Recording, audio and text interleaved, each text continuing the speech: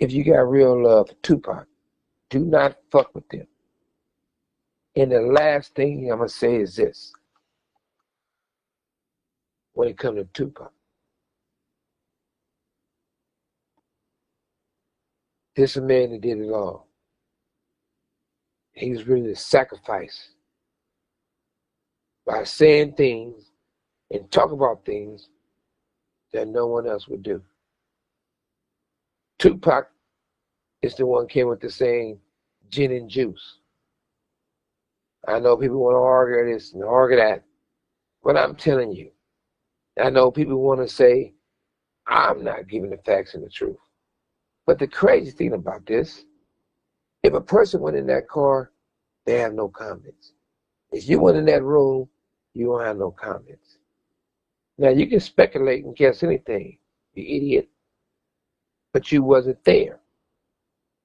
So I always would say, and stand on the truth, to always have Tupac's back, no matter what. Don't tell my story. Tell your story. I'm not going to argue with a person that worked for me or used to work for me. Me and you not on that level of you giving me advice or we hanging out. I pay you to stay in check because you work for me. I'm not going to argue with a person who got paid to rap. I don't give a fuck what you talking about. I know when that motherfucking bell rings and you supposed to have your ass behind that microphone being somebody you really not and rapping, that's what you're going to do. I know that if you were Dash and say you took a check and took something from somebody, we all know, we seen your record, Dash. You never, ever had a fight.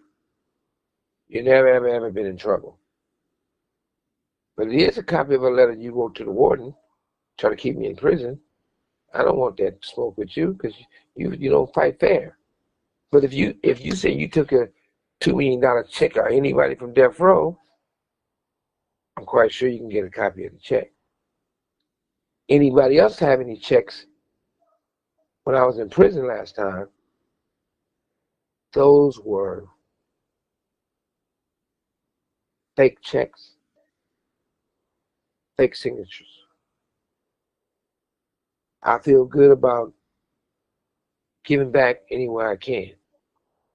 I feel great about if somebody can learn from my mistakes or my success. I'm doing something for the culture.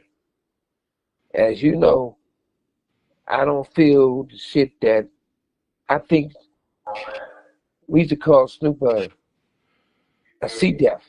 It's a disease. And even though I would love to be able to say and feel that the allegations that everybody been saying, what he had to do with Pac, and with the recordings I heard myself, he had to do with Pac, I wish that wasn't true.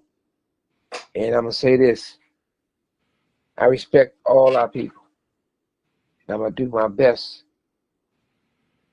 to do better, because I want better. I'm Suge Knight.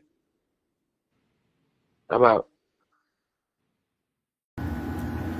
See, people don't really understand that Tupac didn't really have a lot of options while he was in jail at the time, because Interscope didn't want anything to do with him because of his legal issues of his incident in Baltimore with the brawl and the shooting of 2 off-duty cops in Atlanta. And a lot of the other labels didn't want to deal with him either. So he was looking at a lot of bad deals that people were trying to pass off to him. And Death Row was the only label that really promised him big money up front. And at the time, Tupac needed the cash, so the lawyers weren't working for free. And Tupac had a lot of people depending on him. Now, here's how the money worked.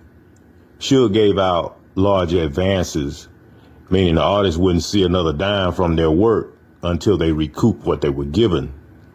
But here's the thing. Death Row didn't even last long enough for most of the artists to even hit that point. And even if they didn't take a big advance, after paying for studio time, music videos, and samples, they still wasn't seeing much money.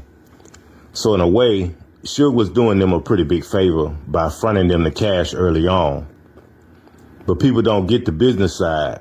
They just see the drama and always blame the label and the CEO. Sometimes it's shady dealings, and sometimes it's just lack of knowledge. You ever seen an artist get that advance and go, just give me the cash, without reading the fine print? And that happens a lot of the time.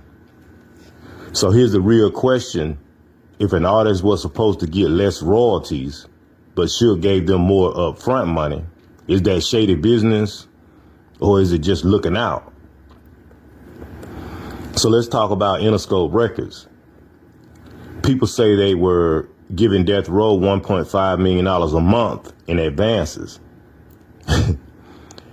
I think that's a bunch of lies to just keep the narrative going.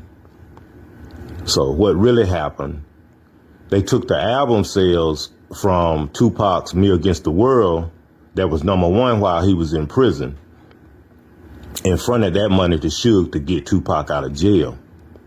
And why? Because Interscope, they didn't want anything to do with Tupac anymore after all of the legal trouble.